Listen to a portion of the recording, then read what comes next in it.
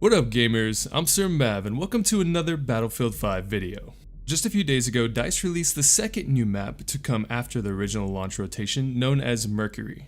So today I'm going to walk you through this new map and each of its objectives and conquest modes so you have a better handle on everything around you on the battlefield. And yes, there is dolphins you can swim with on this map if you want to step away from the war for a moment. So first, let's get into a little overview of the new map, Mercury. Based around the events that took place with Operation Mercury in 1941, Mercury is a map that deploys you on the coast of Crete, which is now the largest and most populous of the Greek islands. And man, does this map look gorgeous by the shoreline. To give a little background on Operation Mercury, this was the time during World War II when Nazi Germany launched an airborne invasion on the island of Crete against the Greek and Allied forces. This was the first occasion where the Fallschirmjäger, or German paratroops, launched a mainly airborne invasion in their military history. This was also the first time the Allies utilized their intelligence at decrypting German messages coming from their infamous Enigma machine, and the first time the German troops encountered mass resistance from civilians. Due to this operation and the amount of casualties the Germans encountered from the first day, Hitler was reluctant to authorize further large airborne operations, preferring instead to mix the paratroopers with ground troopers. On the contrary though, the operation actually impressed the British and the potential of paratrooper operations. It led the British Airborne Assault Troops and Air Force Defense Regiment that was founded in 1942. Given the massive airborne invasion in the actual operation, DICE stated on their website that this map will have an asymmetrical vehicle forces, meaning that British troops will have more tanks and a smaller number of planes, while the German side will control the skies with more planes than tanks. But in actual gameplay, it seems that both sides have 2 tanks and 3 planes at their disposal for each team. Not sure if this was a typo within their website or what, but correct me if I'm wrong, each side seems to maintain a symmetrical vehicular force, contrary to what was stated on their blog. Mercury is considered a medium to large map with a moderate to fast tempo across the battlefield. Due to the size and verticality of this map, the tempo will of course vary with each player. There are stretches of terrain across the map that offer medium to long range combat, while most of the objective points offer close quarters gameplay. Most of you Battlefield veterans will see shades of classic maps within Mercury, and I definitely get vibes of Monte Grappa from Battlefield 1 within this new map as far as the terrain goes. With its scenic olive groves and many flank points, let's get into each objective point within Conquest mode for this new map, starting with Capture Point A on the German side. Capture Point A is known as the Cove. This flag is located on a seemingly quiet beach near a crashed Axis transport glider. This capture point is surrounded by rocky cliffs that can protect you from long-range recon players, but you'll need to keep an eye on said cliffs and the beachway, as these are the main entry points for both sides of the capture point. There are a few fortifications that offer protection along the beach, but for the most part you'll want to watch the cliffs for any enemies trying to make their way down to the flag. There is also no resupply point on the objective itself. The closest resupply station is that vehicle resupply point up on the cliff next to the road, so keep that in mind when making your way to the objective from whatever side. Capture Point B is up the cliffs from A and is known as the Polis House. A now abandoned estate of a wealthy family who used to live there, Point B is a fairly medium-sized capture point outlined by the fence of the estate. The fence line offers little to no protection from bullets and explosives, but you can build a wall of fortifications surrounding the entire objective. The house is also a good defense point, at least up until it gets blown down by planes, tanks, or explosives from assault players. Both resupply stations are found within the point itself, the ammo station out at the fence towards A, and the medic station at the house towards Point C. Definitely more of a medium to close quarters objective point.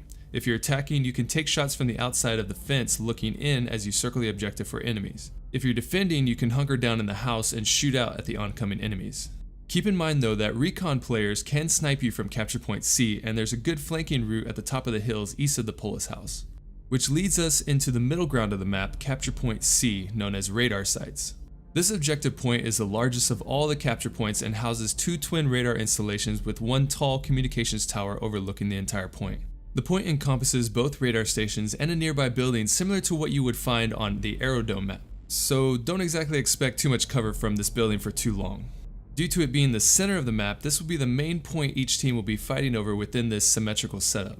There are many angles at which it can be flanked, but it also poses a line of sight for recon players on both capture points B and D. Given it's the highest point within the entire map and the verticality of this point, you shouldn't have to worry about being sniped while within the objective itself.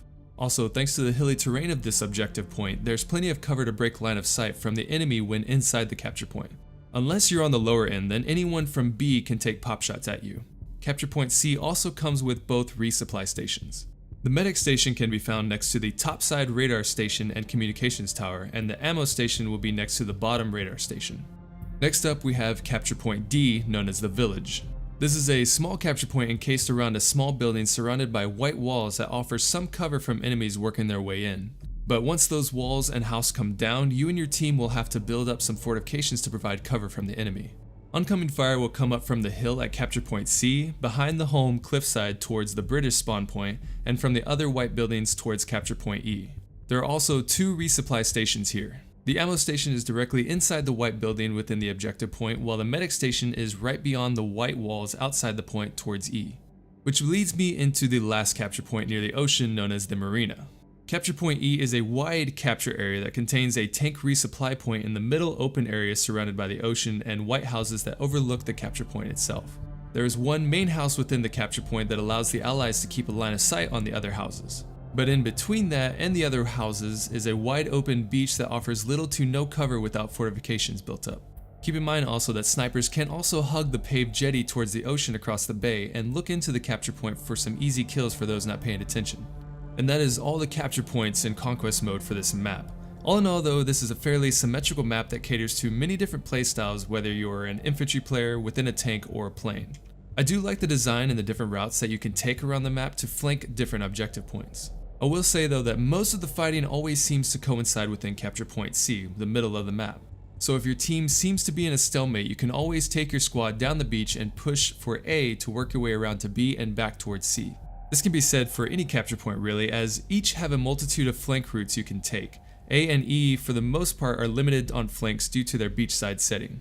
So while playing this map, definitely expect enemies from all different directions.